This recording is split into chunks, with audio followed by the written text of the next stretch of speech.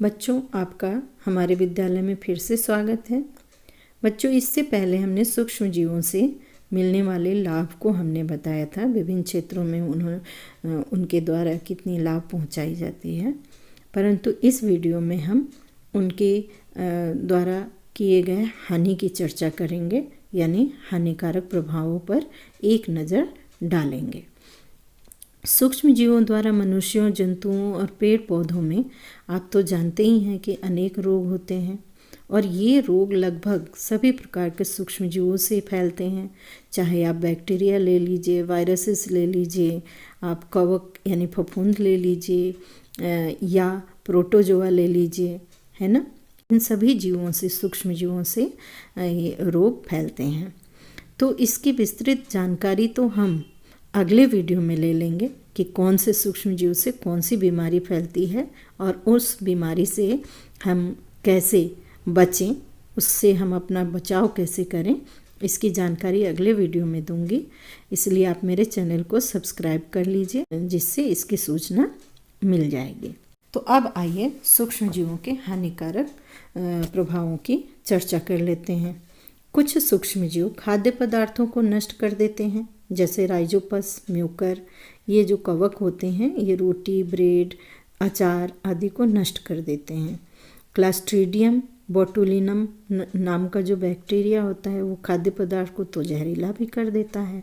कुछ जीवाणु जैसे थायोबैसिलस डिनास्ट्रीफिकेंस नाइट्रेट को नाइट्रोजन और अमोनिया में बदल देते हैं, जिससे भूमि की उर्वरा शक्ति कम हो जाती है। कुछ सूक्ष्म जीव जैसे पॉलीपोरस नाम के जो कवक हैं वो लकड़ी के कटे हुए भाग पर उग करके उसे सड़ा देते हैं और नष्ट कर देते हैं। इस प्रकार हमने सूक्ष्म जीवों से हानियां भी देखी, अतः इनसे बचाव के तरीके भी अपनाए जाने चाहिए। अगर हम सामग्री का उचित संरक्षण कर लें, उसका उचित भंडारण कर लें, तो हम इनके हानिकारक प्रभावों से बच सकते हैं। आइए उनसे बचने के कुछ उपायों को देख लेते हैं। अगर आपको अपने कपड़े और चमड़े के सामान को बचाना है सूक्ष्म जीवों से, तो आप उसे धूप में सुखाकर उसको टैनिंग कर दीजिए और फिर संभाल कर रख दीजिए। इससे सूक्ष्म जीव नष्ट हो जाते हैं। लकड़ी या लकड़ी से बने हुए सामान को अगर सूक्ष्म जीवों से बचाना है तो पेंट करके रख दीजिए, जिससे वो सूक्ष्म जीवों से सुरक्षित रहते हैं। और अगर मान लीजिए लकड़ी में कहीं गड्ढे हैं जिसमें दीमक वगैरह रहते हैं, तो इनको पुटीन से भर दीजिए, दीमक से भी सुरक्षित हो जाएगा। और गैमेक्सिन का छिड़काव कर देंगे तो कीट और सूक्ष्म जीव दोनों से ही बच जाएंगे। भोजन को हमें सुरक्षित रखना है सूक्ष्म जीवों से, तो उसको हम फ्रिज में रखकर उसे बचा सकते हैं। और दूसरी विधि इसी तरह की होती है, जो है स्टरलाइजेशन। इसके द्वारा भी हम भोजन को सुरक्षित रख सकते हैं। स्टरलाइजेशन विधि जो है वो एक वैज्ञानिक थे, लुई पाश्चर, उन्होंने पता लगाया था, अतः इसको हम पाश्चुरीकरण भी कहते हैं। इस विधि में क्या होता है, जैसे दूध को ही लीजिए, तो पहले उसे लो टेम्परेचर पर यानी 62 से 63 डिग्री की सेंटीग्रेड पर 30 मिनट तक गर्म करते हैं और फिर उसको हाई टेम्परेचर यानी 71 से 72 डिग्री सेंटीग्रेड पर 15 सेकंड तक गर्म करते हैं।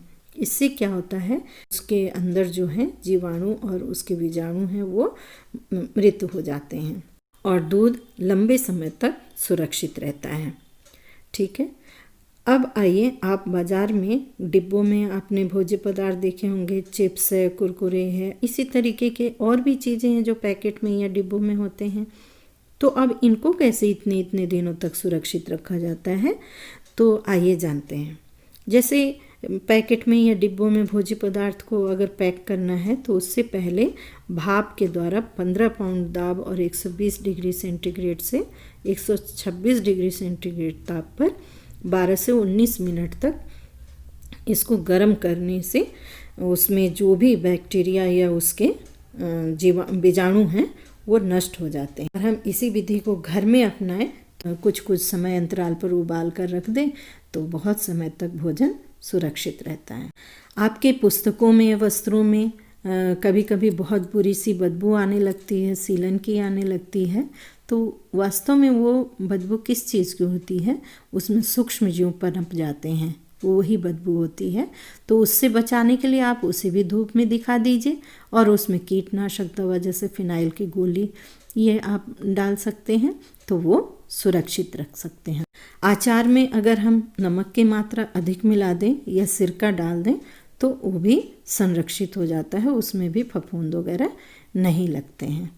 अब आपने जैम, जेली और शरबत की भी देखी होगी पैकिंग, वो भी बहुत समय तक ख़राब नहीं होते हैं। तो वो कैसे बचाया जाता है, उसमें क्या होता है, पैकिंग से पहले उनके बर्तनों को स्टरलाइज किया जाता है। तो इसके लिए उन्हें पानी में पहले बहुत देर तक खौलाया जाता है। उसके बाद जो भी चीज़ उसमें भरनी होती है जैसे जैम, जेली या शरबत, तो उसमें थोड़ा सोडियम बाइसल्फाइड या सोडियम बेंजोएट का निश्चित मात्रा में उसको मिला दिया जाता है, तो ये प्रतिरक्षक का काम करते हैं। अब अगर सॉस और चटनी देखें तो सॉस और चटनी की बोतल में वास्तव में एसिटिक अम्ल मिलाकर रखी जाती है, जिससे वो जीवाणुओं से परिरक्षित रहते हैं। तो बच्चों, इस तरीके से आपने सूक्ष्म जीवों के से जो हमें नुकसान पहुंचाया जाता है वो भी आपने जाना और उस हानि से बचने के उपायों को भी आपने जाना, और मुझे आशा है कि आप ये उपाय जान गए तो अपने दैनिक जीवन में भी इसका प्रयोग करेंगे।